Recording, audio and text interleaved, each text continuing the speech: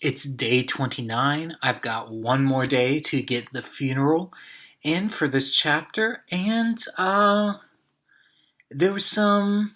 I worked later tonight. I was more tired around the time I normally uh, get the work done, so today was hard. In that sense of getting myself awake enough, really, to get the work done. But I eventually got there and was able to work through the scene. Everett's dawning moment was today, but I also set up some characters that will be really important for next week.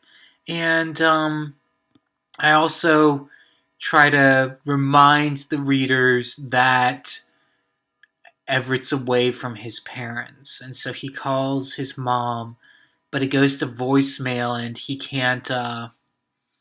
He just can't bring himself to leave a message. He's not sure if she wants to dialogue with him. And that's where um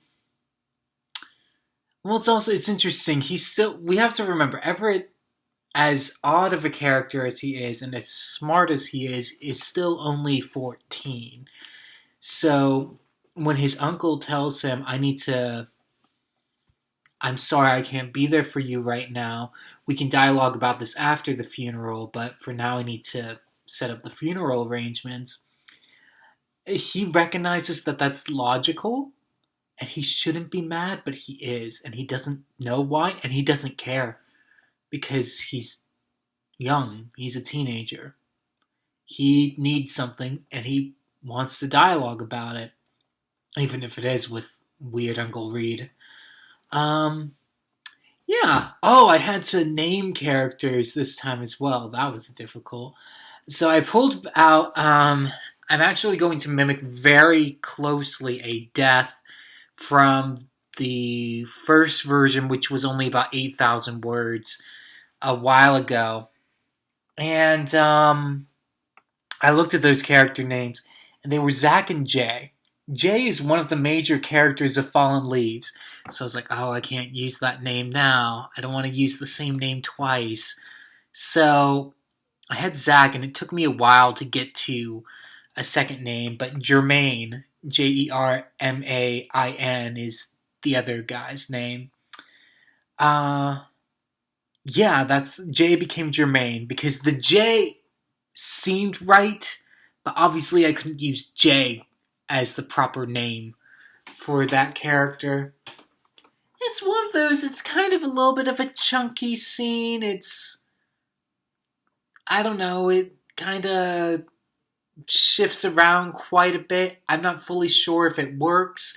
I'll have to see later on.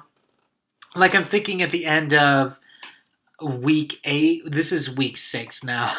At the end of week 8, I'll probably look at the first 5 chapters again and really kind of trim it and make it as sharp as I want it to be. But for now, this is just getting out the first draft, really, of chapter 6 and just getting the work done. So I have to see whether I will trim it or tell it differently. That's possible too. That's already happened in the drafting so far. Entire chapter endings have changed. But,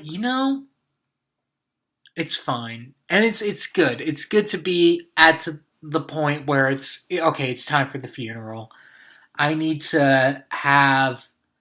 this boy was a very important part of the first part of the novel. And now that we're in the second part, we need to move away from him. I wanted to pay homage to him because he was so important and was the major player throughout all of the first part. But now that he's gone, I need to focus on who my main characters are now. So that's where I'm at. And yeah, I will talk to you guys again tomorrow. Hopefully I'll do a Dallas review as well. And then I get another break. So remember the mantra, the Gator. It's exactly what you think it is.